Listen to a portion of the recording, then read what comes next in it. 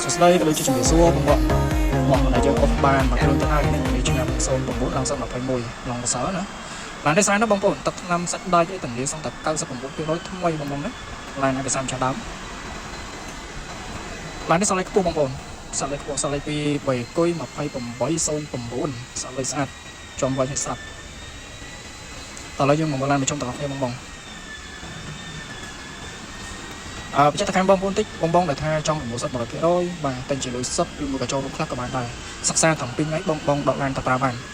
ឡានមិនថាបងប្រើប្រចាំថ្ងៃប្រើធ្វើការក៏កិច្ចប្រជុំផ្សេងគឺស្អាតការខាងមុខវាគឺកាចបាទមានដៃចំណុចស្អាតណាស់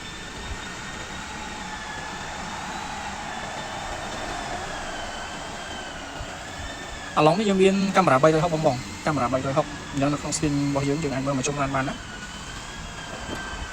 ពុកលឿងបាទក្នុងលឿងក៏អីចុចតបល់បាប់ហើយប្រចាំក្នុងឡាននេះទូតកកស៊ីមកពីនេះវាអាចបងយើងស្រួល class ដាក់ជាក់